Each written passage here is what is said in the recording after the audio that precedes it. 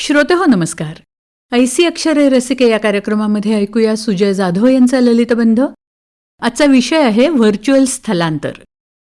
माझ्या आयुष्यात एक काळ असा होता की मी खूप पडीक असायचो. म्हणजे तुम्ही फ्रीलान्सर असाल तर तुम्हाला एक महत्त्वाचं काम सातत्याने आणि नेटाने करावं लागतं. ते म्हणजे काम येण्याची वाट बघणं. मी वाट बघण्यात जवळजवळ PhD मिळवली आहे असं म्हणायला हरकत नाही. वाट बघण्याच्या अवस्थेत मेंदू स्वतःला रिझवण्यासाठी काही ना काहीतरी छंद लावून घेतोच. असा एक छंद माझ्याही मेंदूने लावून घेतला, व्हर्च्युअली प्रवास करण्याचा छंद. झालं असं की एक दिवस पडीक अवस्थेत असताना गुगल अर्थ नावाचं एक ॲप्लिकेशन लॅपटॉपवर डाउनलोड केलं आणि त्याच्यावरती फिरत बसलो. बराच हिंडलो. जवळजवळ निम्म जग मी पायाखाली घातलं. म्हटलं हे भारी आहे.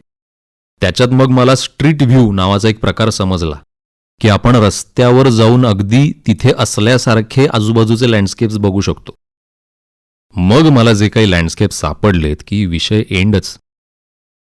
पार अगदी आभाळाच्या पोटातून पृथ्वीवर उडी मारल्यासारखं झुमझुम करत एखाद्या प्रदेशात शिरायचं, आत आत आत यायचं, खंड, देश, राज्य, तालुका असं सगळं करत एका रस्त्यावर उतरायचं आणि अगदी नवकोरं पुस्तक उघडावं तसा वास यायचा.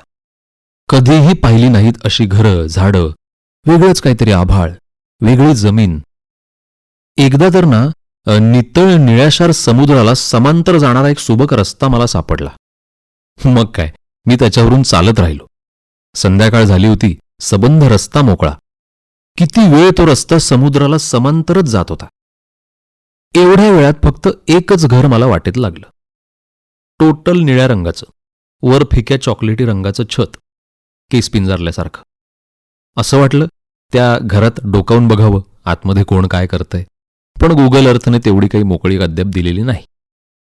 नंतर मग एकदा भटकता भटकता युरोपमधल्या कुठल्याशा एका शहरात गेलो होतो. अत्यंत उच्चभ्रू कॉलनीत जाऊन मी पोहोचलो. सुबक बांधणीचे जवळजवळ सगळेच एका लाल रंगात असणारे बंगले. इस्त्री केलेले युनिफॉर्म घालून मैदानावर पोरं कशी शिस्तीत उभी राहतात तसे ते एक एक प्रशस्त हात असं अंतर राखून उभे असलेले. समोर प्रत्येकाला मोठं अंगण, डाव्या उजव्या बाजूला कंपल्सरी झाडं. किती सुंदर दृश्य होतं ते. कशीही कुठेही ओबडधोबडपणे उभी केलेली एकही इमारत मला दिसली नाही. त्याच रस्त्यावरून चालत चालत मी एका डेड एंडला आलो. तिथे एक मोठा गोल होता.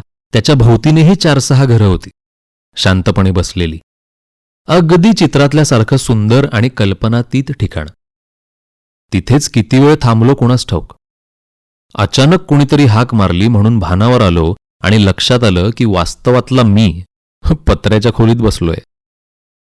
बाहेर ऊन भगभगतंय आणि त्याच्या झळा पत्र्यातून एन्हान्स होऊन माझ्यापर्यंत पोचतायत. मग लगेच लॅपटॉपमध्ये डोकं घालून परत युरोपात शिरलो आणि त्या कॉलनीमध्ये फिरत राहिलो. थंड वाटत होतं. ते ठिकाण मग नंतर मी सेव्ह करूनच ठेवलं. अधूनमधून मी अजूनही तिथे जात असतो. आता तिथलं झाड आणि झाड माझ्या परिचयाचं झालंय. एकेका बंगल्याची जागा, पार्किंगच्या गाड्या, धावता धावता ब्लर झालेला एक कुत्रा, असं सगळं माझ्या ओळखीचं झालंय. तिथून फेरफटका मारताना तिथेच माझी 70 वर्षे गेली आहेत असा मी एकेका झाडाशी, एकेका बंगल्याशी संवाद करत जात असतो. एखादं गेट उघडून बंगल्याच्या आवारातही शिरतो. त्या घरमालकाने रसिकतेने फुलवलेलं गार्डन बघतो. पाठीवर हात बांधून गाणं गुणगुणत पुढे जातो. असं वाटतं गुगल अर्थमध्ये माझं एक वेगळं अस्तित्व निर्माण झालंय. एक मी कायम तिथेच असतो. माझ्यातलाच एक तुकडा व्हर्च्युअल स्थलांतर करून युरोपमध्ये स्थायिक झालाय असं म्हणायला हरकत नाही. व्हर्च्युअल स्थलांतर. सुजय जाधव यांचा ललितबंध आत्ताच आपण ऐकला ऐसी अक्षरे रसिके या कार्यक्रमामध्ये. या कार्यक्रमाला निर्मिती सहाय्य केलं होतं पूर्वा राणे यांनी आणि सादरकर्त्या होत्या ज्योत्स्ना केतकर. आणि याचबरोबर आजचा कार्यक्रम संपला. पुन्हा भेटूया उद्याच्या भागात. नमस्कार.